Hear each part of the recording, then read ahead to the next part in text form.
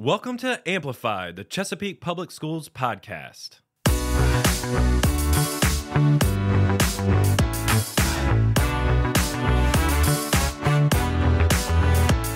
Chesapeake Public Schools is located in the Hampton Roads region of southeastern Virginia. We proudly serve over 40,000 students in 45 schools and 3 centers. Join us as we share the stories behind our story by celebrating the people and programs that make us one of the premier school districts in Virginia. Hey listeners, this is Matt Graham and I am here with Chris Vale. And we have yet another hot topic to discuss today, right, Chris? Yeah, we're going to dive into artificial intelligence, AI in the classroom. Previous episodes that we've had, a lot of teachers, a lot of administrators have mentioned how much technology has changed over the course of their years in education. And right now at the forefront is AI. Yep. Imagine, Matt, when you and I started teaching together at Great Bridge Middle, we were excited if we had a whiteboard in the classroom and an overhead projector. Now we're talking about AI. I know, man. Times changed. So it's so much of a hot topic that even while we're making this episode, our governor announced an artificial intelligence task force where they are going to meet to discuss policy standards, IT standards, and education guidelines. And we just recently spoke with our Chief Technology Innovation Officer, Dr. Jeffrey Faust, on this topic and how basically, big picture, what we're doing as a district to start to incorporate AI, its best practices, and so forth. Hey, Dr. Faust not only brings great hair into our studio, but he's our expert for Chesapeake Public Schools on AI. Absolutely. Today, we have with us our Chief Technology Innovation Officer, Dr. Jeffrey Faust, who has been with us since 2020, right? That's correct, yes. So welcome to the podcast. We are happy you're here. I'm glad to be here. This is I've been looking forward to this, genuinely. Well, and today is all about AI, artificial intelligence, and who better to have help drive this conversation than yourself. Well, I could think of a lot of people, but they probably were busy winning Nobel Prizes and other things that are happening right now. Correct. Earlier this month, the Nobel Peace Prize for Chemistry, I believe, was awarded to 3 individuals about predicting protein structure, I think. Yep. That's right? Yep. What I was reading up on that was it takes like years to navigate this stuff, and they build an AI program to help get that done, obviously a lot faster. It is a buzz. You know, the what AI offers for medical sciences is something I think there's a lot of optimism around. Right. For those of you that don't know you, you've been with us since 2020. Correct. Right. So tell us a little bit about yourself, your background, how you got here. Sure. So, you know, I'm not a Virginia native and I own that, but I have lived in Virginia longer than anywhere else. And so what happened for me is out of college, I graduated from IUP, was going to be a teacher, come from a family with many teachers and many educators. And what was going on in Pennsylvania at the time was contraction, economic contraction. Right. Jobs were tough, and had a principal of a school that I interviewed with said, hey, listen, you know, I'm going to tell you what I wish somebody would have told me when I started my career. And that was, you're going to be a phenomenal teacher. I know you're a phenomenal teacher. There's no way I'm ever going to be able to hire you in my school district because you're applying against 1,000 other applicants, most of whom have been doing this exact job for years. Wow. So he was like, you want my advice? Go somewhere where they need teachers. And I said, sure. You know, I was pretty adventurous, young, full of lots of energy and optimism, and found Virginia. So I ended up in Culpeper. I was a teacher in Culpeper, Virginia for several years. I moved to Fairfax, where I was a teacher, and then became a tech support specialist in Fairfax. And then I left education. Okay.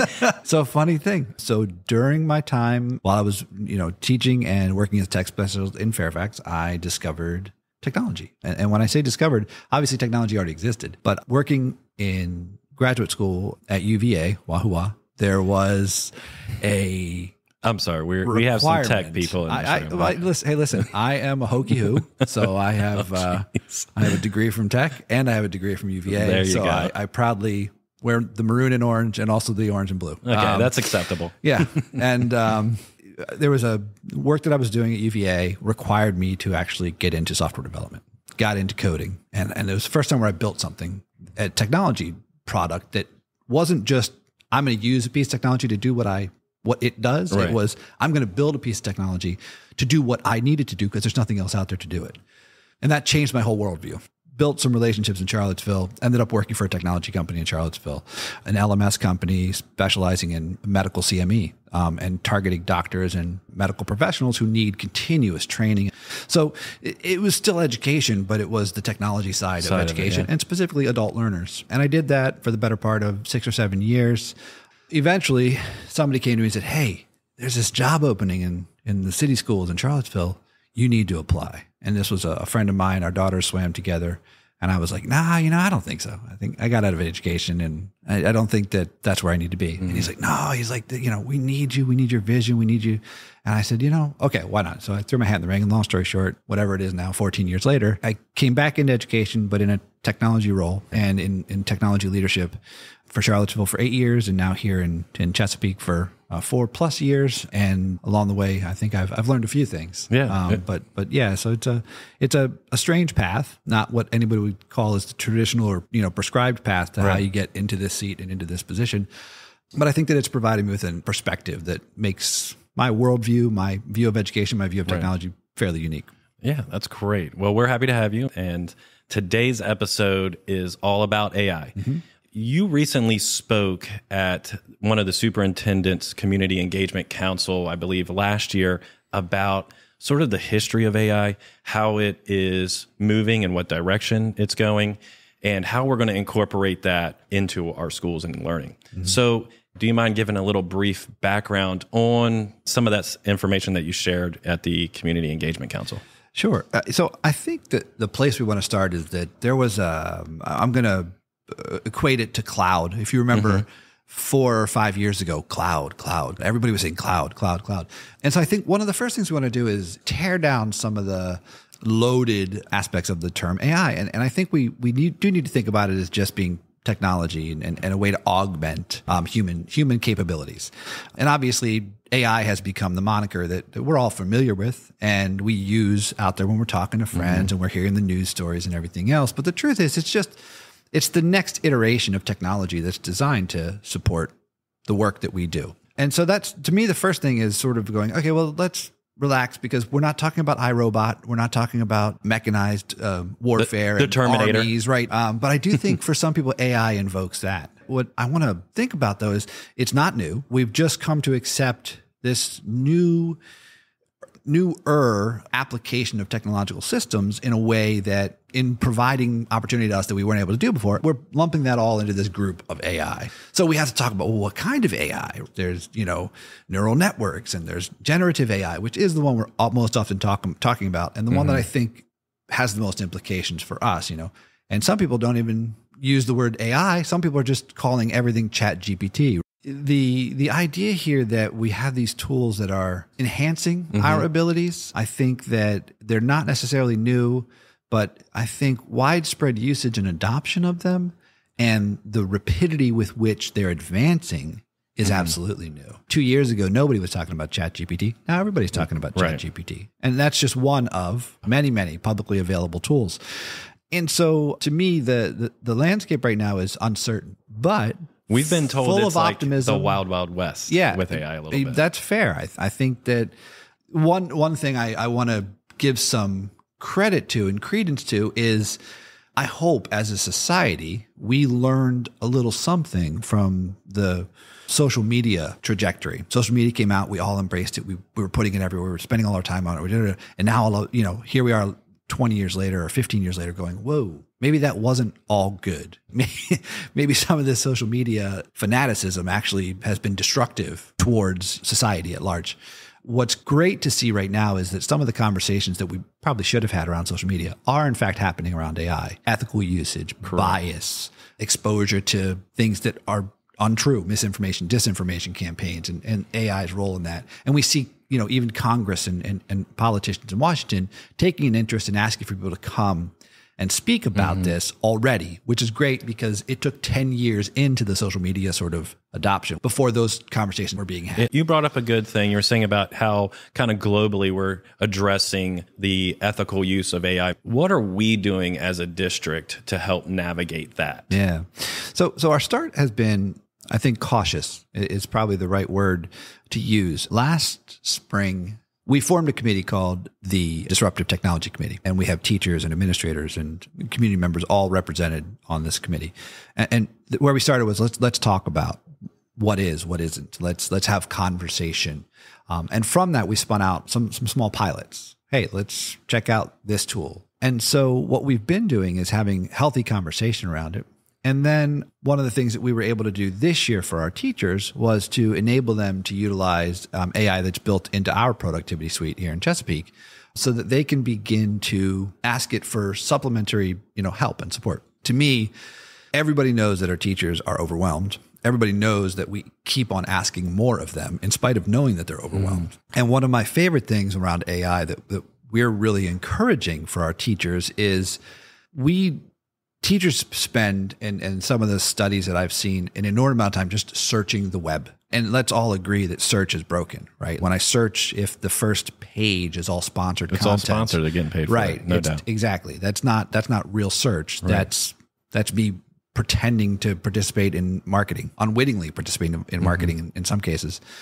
But if instead what I really need is like 3 questions about a topic, appropriate for a 3rd grader in both English and Spanish, if I can get those 3 formative questions from an AI product and a platform, and I don't have to search the web for other teachers who have written them, and that's a huge thing because a teacher can get those in 30 seconds. So where we're starting is with cautious piloting and trying and trialing.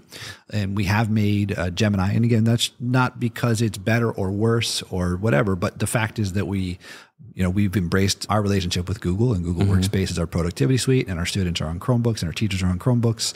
And so the Gemini tool is being integrated with our platform and our ecosystem makes a ton of sense. And so teachers being able to say, wow, I can save myself time, make myself more efficient, do some analysis, get some feedback is a great place for us to start. And getting them comfortable with, hey, this is a personal assistant built into your device, built into our resources that you can leverage to help you be more efficient in some of the work that we know is taking teachers hours and hours every week. Right. So obviously productivity is one of those things that we're excited for with using it for the teachers. At the same time, what is being done to help sort of train those teachers with that use so that they can implement it in the classroom and then also just for themselves? Yeah. So this year during pre-conference, or weeks before the school year, we had a number of training sessions for our teachers. We've tried to get representation across our technology innovation coaches who are present in all of our schools, helping them to understand what's available, helping them to understand how to work with their teachers, and to say to teachers, it's okay to ask, Gemini to provide you with some questions. It's okay to ask Gemini to look at something that you've written or used before and ask it to reword it for you, or to take it down to a 3rd grade reading level instead of an 8th grade reading level. Those are all very, very useful tools. So between our technology innovation coaches, as well as the trainings that we've offered in the weeks leading up to school, both for administrators, but also for teachers, and then the ongoing work of the Disruptive and Emerging Technologies Committee, that's how we're approaching it right now. The other thing we're doing is we are keeping our eyes open to partners that we work with. So one of the things is, do you need a new product? Do you need to go out and buy one of these boutique products from a company that is selling something to schools that is the school AI, that is yet another product, yet another platform? Or do we want to look to our big partners and vendors, the Microsofts of the world, the AWSs, the Geminis, for us, Instructure is a huge partner for us with our LMS. They're all pursuing and have AI strategies that we're watching very closely to see how those get integrated into tools that we're already using. One of the most recent articles that I read suggested that 75% or better, 75% of the current existing AI companies will be out of business in less than a year.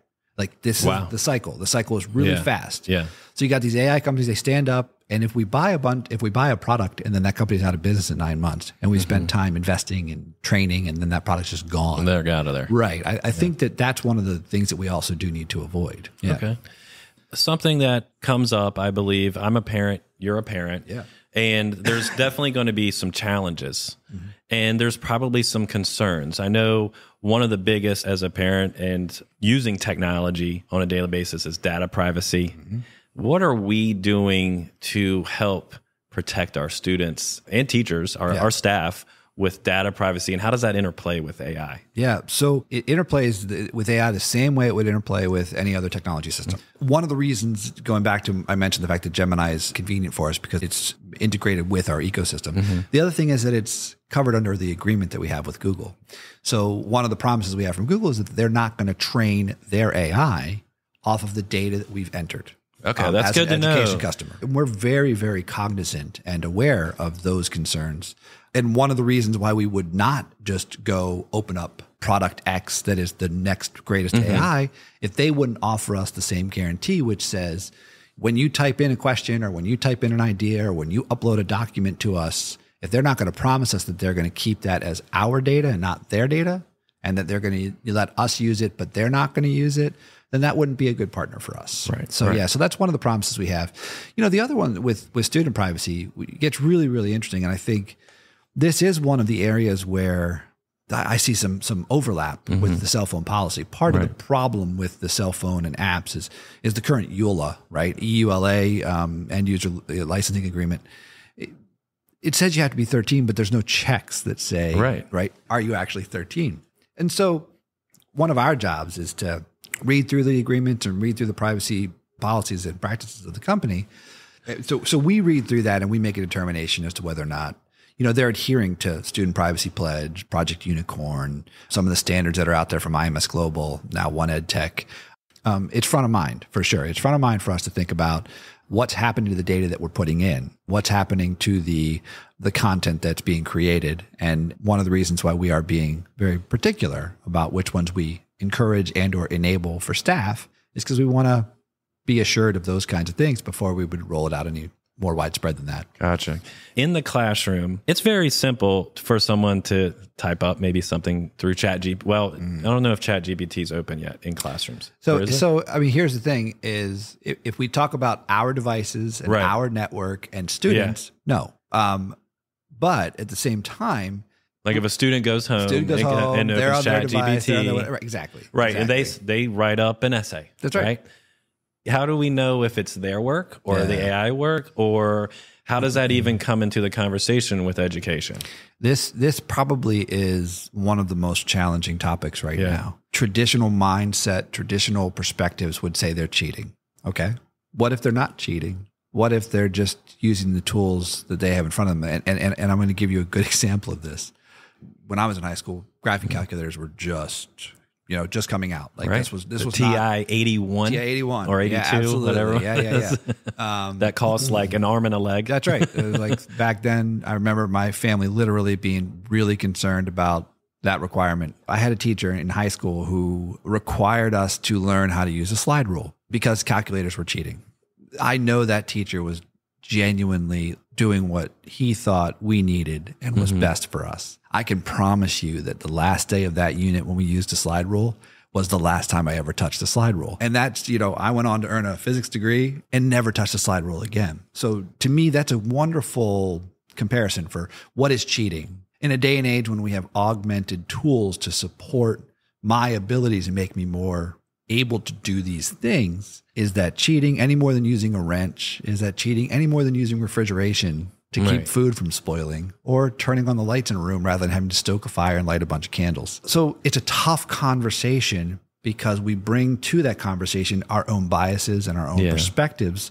And if I ask a English teacher, a language arts teacher, those teachers value reading and writing at a level that nobody else does for good reason. And they want everybody to be as adept and passionate about reading and writing as they are. So to them, it's cheating. They're not wrong. But to a person who has struggled with, maybe even has a learning disability around reading and writing, and they're now able to do something they weren't able to do before, none of us would call that cheating. So I do think this is a crux of the conversation. There's not one right answer to, but I do think whenever something new comes out that makes our lives easier, there's a perception that somehow that we're cheating by using it. And that's a natural human response to it. But if what I'm actually able to do is write 10 times more in half the time, then maybe that's really good. And I'm going to put one more caveat on this. Taking credit for somebody else's work is wrong. Okay. So one of the things we have to, I think, normalize is if you're using AI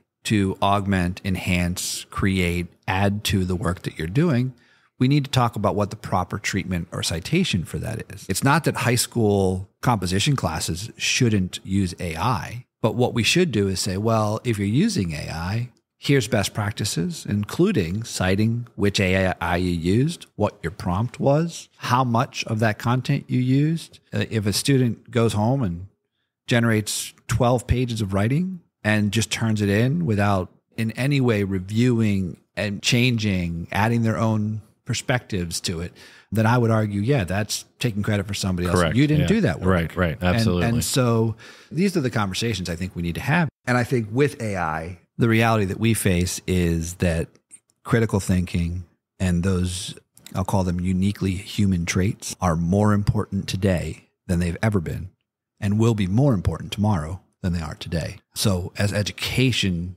institutions, we need to go, okay, I want to make sure that I'm not focused on the mundane. Those, if we talk about Bloom's taxonomy, knowledge, understanding, we need that analysis, synthesis. Right, we need level. high level stuff because humans do that really well.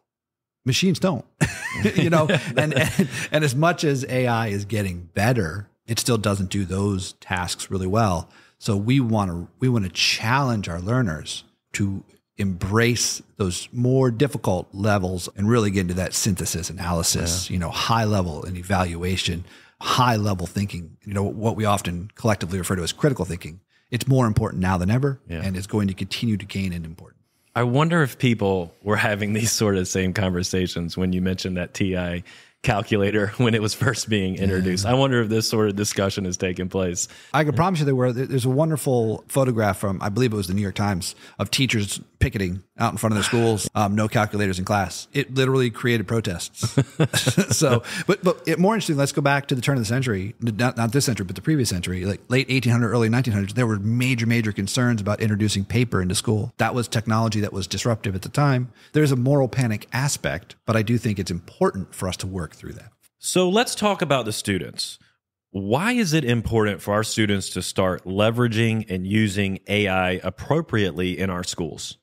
Current K-12 students are going to be moving into a world where AI is augmenting professional pathways. What that looks like, I'm not a futurist, right? We don't know what sort of jobs are going to be out there, right? Exactly. But I can probably guarantee you it's going to incorporate AI. Absolutely. Kids are definitely going into a world with AI, and that AI is going to augment human capabilities. But here's one of the statistics that I've seen recently that got me excited, and that is that augmentation of humans provides better efficiencies and profits to a company than replacement of humans. We saw that in some of the auto jobs, right? Machines were going to replace auto workers. And then what we found out was that machines were just very good at getting the job done, but they weren't very good at assuring the job was done right. So Detroit and other manufacturers, around the world have gone, okay, well, yeah, we've got more robots than ever. And I would say AI driven, but at the same time, there's humans that work with the robots to make sure that the things are in the right place, the joints are where they need to be and all that kind of stuff. So that augmentation and the idea that kids are moving into a world where AI and skills with AI are important is real. So for our students, we as Chesapeake Public Schools are looking to make AI tools available to students. We also are being very purposeful about that because we want to make sure that we choose tools that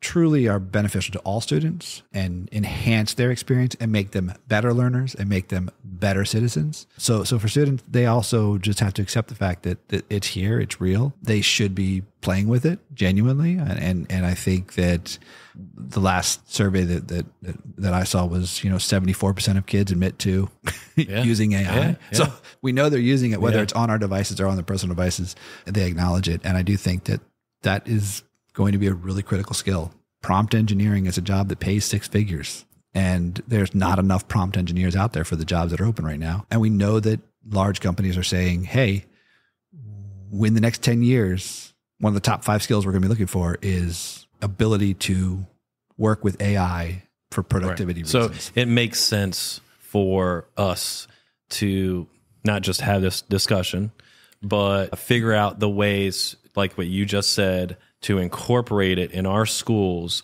that are purposeful to help prepare our students for these future jobs. Yeah. And one of my favorite things is to amplify those things that are uniquely human and to enhance the humanity of the experience. And Right. that's to me the overarching.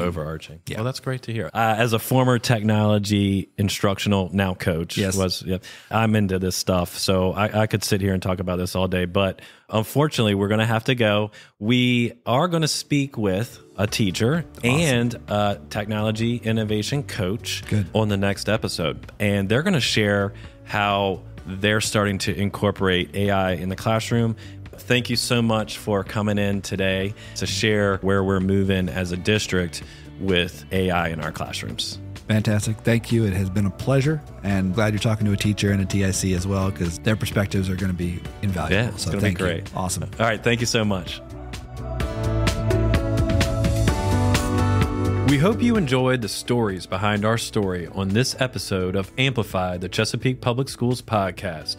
Feel free to visit us at cpschools.com/amplified for any questions or comments, and make sure to follow us wherever you get your podcasts.